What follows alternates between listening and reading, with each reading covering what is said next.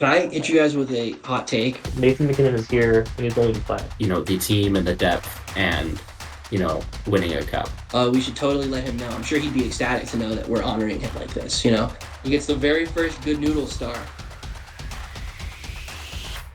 Hello, everybody, and welcome to the very first episode of the Mile High Sports Avalanche podcast. We're so excited to be here.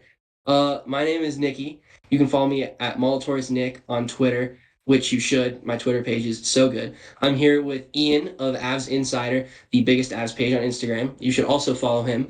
And Everyday Avs, Luke, down there, he's also really worth a follow. They both cover the team really well. And this is the very first episode.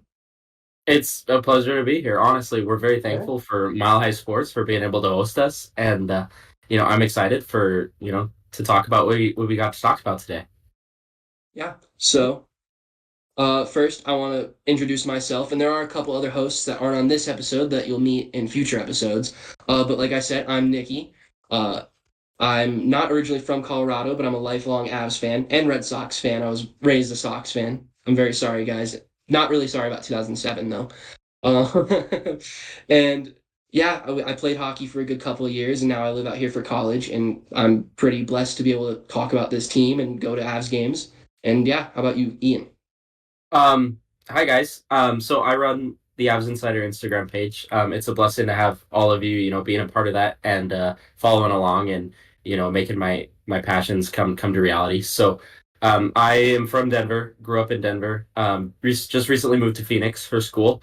So I'm doing that, and I'm still covering the Avs down here, and hitting up Avs games whenever they're playing. And kind of doing my thing. So, Luke.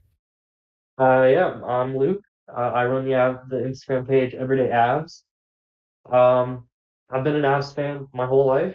I've been Colorado native, lived in Denver since my whole life. And yeah, I'm up here. I'm up in Fort Collins going to school. But still following the team, still loving the team, and let's go Avs.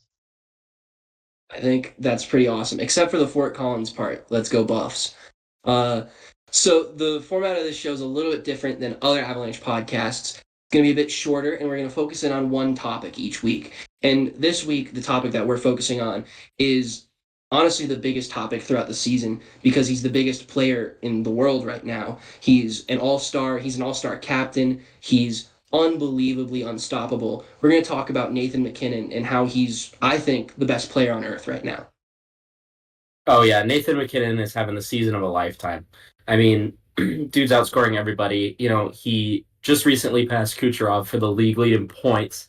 I'm pretty sure it's the first time in his career he's, led the league in points, probably past the first one or two games of the regular season. So this is huge. I mean, this is the season that MacKinnon might finally come back and actually win the Hart Trophy in deserving fashion.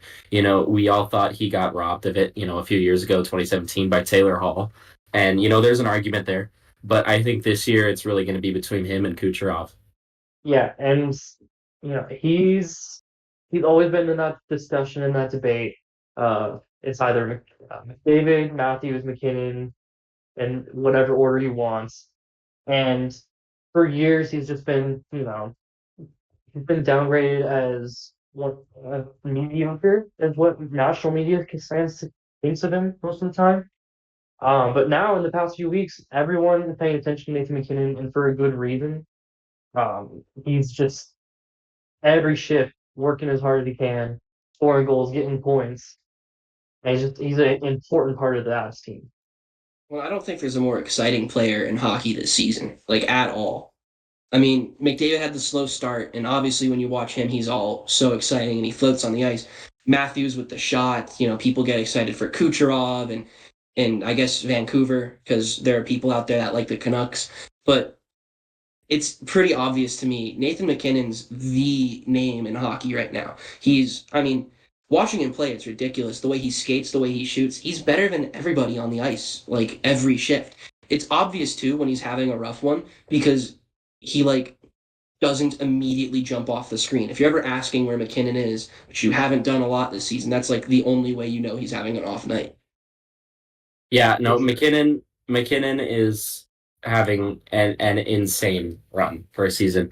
In the past I think it was 36 games. You might have to correct me on that, but he has 58 points in approximately 36 games, and that is comparable to McDavid's 153-point season. Like when you do the math and you calculate the points per game, it's 1.87 points per game, right? Which is 153 points, exactly how much McDavid scored in that full year. A full year of Mac doing what he's doing. I don't see why he's not in the best player discussion. Exactly. And right now, 77 points, top of the league. Uh, 18 goals at 5-on-5, 26 goals total, 41 points 5-on-5. I mean, he's killing it at all levels of the game. He's fantastic on the power play, obviously, with that one timer and his like they go through him so much, but also just at 5-on-5, he's the best player in the world. He's second in goals 5-on-5. He's first in points 5-on-5. That's where most of hockey's played, and he's better than everyone. And he's also eating just so many minutes. He's the second highest forward in time on ice, just behind Rantanen by I want to say it was only like 2 minutes. So he's eating as much ice as anyone in the league, and he's better than you for the entire time he's on the ice. Mm-hmm. Yeah, and I think it also needs like we kind of take it for granted getting to watch him every night, but it's just the impact that he has just in the sport of hockey and with the people he plays with and everyone who comes to this team. They sense Nathan MacKinnon's worth ethic and what he can do and what makes him one of the greatest players in the league. And then you Mamba even see it mentality. this season. You even see it this season with uh, Jonathan Drouin, who has been just he goes to Tampa, goes to Montreal, has very subpar seasons for a first overall pick. Um, and then he comes to Colorado, put him on a line with Nathan MacKinnon, and now in the past few weeks he's been one of their best players, and getting the pucks to MacKinnon and having him and Rantanen on both sides working pucks to him and MacKinnon feeding back. It's just a constant, anybody who comes over here, they they know Nathan MacKinnon and what he will do to help the team. And I think that to go along with what you're saying, like a lot of the Hart Trophy argument is how good are the players around you, and the players that are around MacKinnon, Mikko Rantanen, Cale Makar, complete elite talent, right? So I still think that MacKinnon makes those players better. MacKinnon is the one who is the face and the forefront of the team. He's the one who carries the team most nights. He's the one who's, scoring. He's the one who's always on the ice when, we need a goal. There, he's on the top power play unit. He's literally everywhere. And I don't think that guys like Mikko Rantanen and Jonathan Drouin and even you talk about Gabe Landeskog. I think a lot of those guys wouldn't have had the high scoring seasons they did if MacKinnon wasn't their center. Yeah, I mean, he's talk about stepped up. Like EJ's gone now. Gabe hasn't played in the last 2 seasons. Nate's very quickly become the most veteran like Av on the team, and we got the articles from a year or two ago by Zadorov talking about how he's got that Mamba mentality. You got the screaming at practice. You've got the protein pasta with no sauce. He's intense. They joke Mamba mentality. It's not even really far off, but that kind of leadership pours through the team. It's so obvious that this guy's the face of the team and that his like intensity for winning is showing up everywhere else. I don't think it's a coincidence that Jonathan Drouin, who was kind of a crappy player before he showed up here, and I know a lot happened in his career, but he kind of was. I think it's not a coincidence that he gets to Denver with his buddy Nate, and all of a sudden he's a bona fide first line player, right? And Bednar's system gets some credit for that, but MacKinnon's transformed him. It's obvious when he's on the ice with him. He's the leader of this team for sure. Oh yeah, I completely agree with you. MacKinnon is insane, has like a fiery instinct inside of him. I remember, I think it was during the playoffs last year, or not last year, a couple of years ago during the Cup season, and they kept kicking Nazem Kadri out of the faceoff dot, and I just remember watching MacKinnon turn around. It was down in the offensive zone. He turned around, smashed his stick on the glass, right? After they kick Kadri out of the faceoff dot, smashes his stick on the glass, right? Yells at the ref, and play goes on. He just has that instinct in him that's like he wants to win so bad that he's going to do anything, that a normal human may think is absolutely insane to win.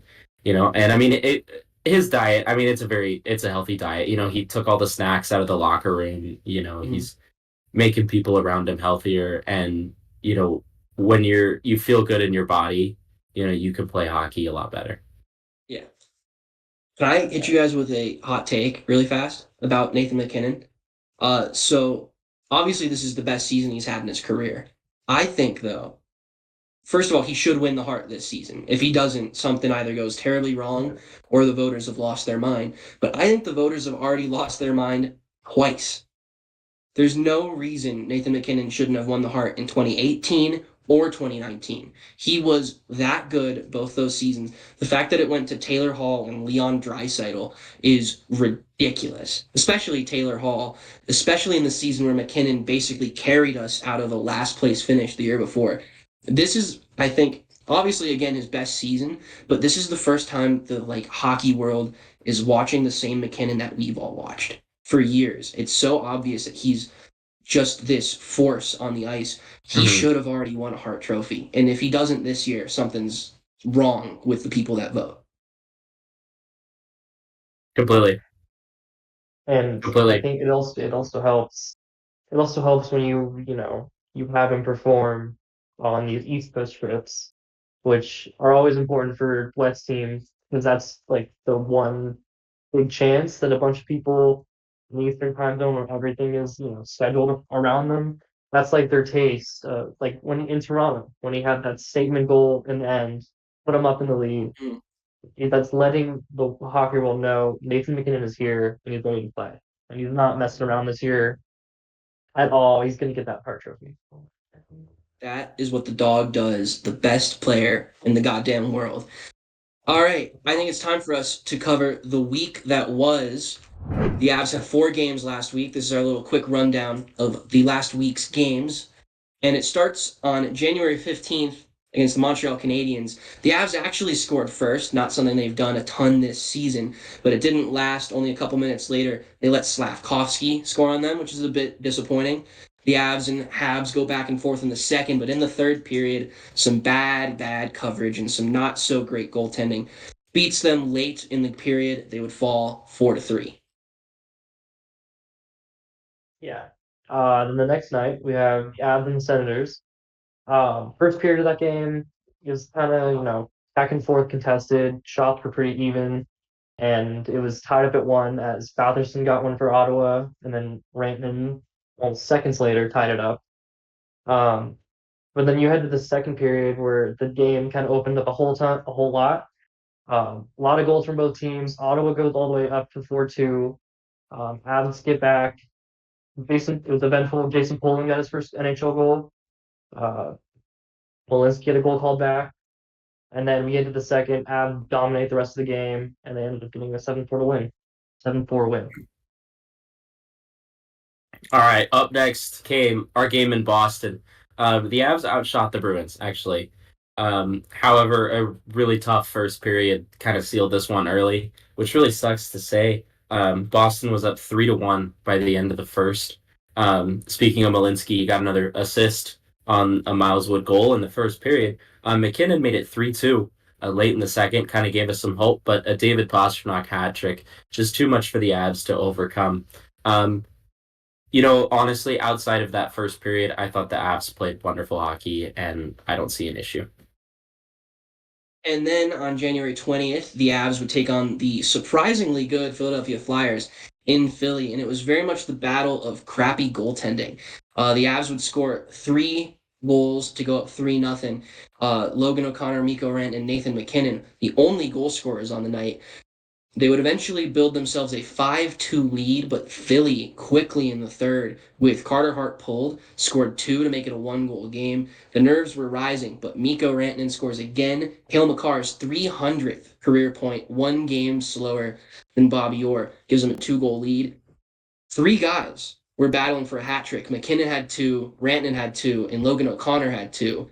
But the dog, the best player on earth, made the selfless play, and Logan OConnor sealed it with the empty net, his first career hat trick, and the Avs would go on to win 7-4. And that's a pretty good segue into our next section where we talk about the MVP of the week. And we spent all episode talking about how amazing Nathan MacKinnon is, but we decided to go with someone else this week, running some pretty great stats. 4 goals this week, 1 assist. It was a primary assist in about 64 minutes of ice time. 1.9 expected goals, 5 high danger chances, which was second on the team, and the highest faceoff percentage of anybody this week with a 66%. The very first MVP on this podcast is Denver's own Logan OConnor. He gets the very first Good Noodle star. Good noodle star for Man. Logan OConnor. Now, Man, picking Denver. MacKinnon could have been any. We could have just picked MacKinnon here, but we decided to go a little bit different story. Logan OConnor getting that first hat trick, really being part of this team. Good noodle star, Logan OConnor, DU alum, my man. Actually, one of the players at my school's D1 club team that I do some work for actually lived with Logan OConnor for a while. Really? Yeah. That's pretty cool. Yeah, I mean, dude, O'Connor's such a deserving player for this kind of thing. All his entire time with the Avs, he's been like a Matt Calvert type, like just feisty, really good defensive, like really responsible. He's not really big, but he'll play big. He throws the punches, he throws the hits. This season, he's finding his finishing touch. I think he's at 10 goals on the season, which is a career high, around halfway. And this week, I mean, the hat trick obviously pumps his numbers, but he's been playing some of the best hockey he's ever played in Denver. Yeah, and it's like you look at it, he's coming off of a championship season at DU, and the Avs sign him. Is not even drafted by the organization, but he's been here since the beginning. He played with the Eagles. He growing up in the farm system. He knows Avs hockey, and he's the perfect fit with how hard he hustles and how he just grinds on every play. And there's a reason he's one of the best in the PK. He is speedy, and he knows how to take pucks away and make you pay for it. Yeah. I mean, he plays all 3 zones so hard. Yeah, congratulations to Logan OConnor. We should totally let him know. I'm sure he'd be ecstatic to know that we're honoring him like this, But you got a good noodle. Yeah, he's the very first Good Noodle. Like, that's impressive. So that is pretty much it. We are going to end with some really quick closing thoughts, and I'm going to let Ian go ahead with his first little quick thought. Logan OConnor is making $1.1 million against the cap. To play like he is now, a lot of these grinder players that are being put on the third line and that are able to maybe move up into the top 6 when needed, a lot of these guys are making a lot more than that. So I really have him under the cap at that contract. It's completely amazing for the team and the depth and winning a cup. Absolutely. All right, Luke, what's your little closing thought? I just wanted to kind of talk about how excited I am for this team right now. I know how you look around everywhere and everyone's pointing out the problems like, oh, goaltending or oh, their forwards aren't, up to par. But like you Goaltending look don't at count. it, yeah, I mean, those are respectable problems, but this team has been on a hot winning streak recently. You have players like Makar breaking records all the time. MacKinnon has been hot. And then you have players that have been stepping up a ton, like O'Connor, as you were saying, and Bruin especially. And then you have, just the other week, Landy was skating, which I'm very excited about. Um, so yeah, I see a lot of positive coming up. I mean, we have problems, but with the problems that we have, they're what, 5th in the I think they're league? better than 5th right now. I think they're up in Yeah, like probably 4th or higher. 3rd. Yeah, probably I higher, can look. but yeah, I'm just, I'm excited. Let's go 4th. Avs. Yes, I like that. Let's go Avs. And yeah, I mean, for our first episode, we can't cover everything, obviously. It was a really eventful like last week or two. We're really excited that Gabe Landeskog, my favorite player of all time, is skating finally. Fingers crossed we can get him in the playoffs. Uh, Best wishes, of course, to Valerian Chushkin, who's decided to go to a player assistance program. Whatever he's dealing with, we obviously support him 100%, and we hope to see him back on the ice. And I want to close with a non-Avs thought because it's kind of the biggest story in sports right now. For the first time in all of our lifetimes, because it's been 33 years, the Detroit Lions are going to be in a championship game. And that's insane because the Lions have always sucked. So good for them. Good for Detroit. Not the Red Wings. We don't like the Red Wings, but good for the Lions, dude. That's really cool. I don't know. I wanted to give them a shout out. They deserve it. You know, I'm cheering for the Lions all the way. The Bills got eliminated.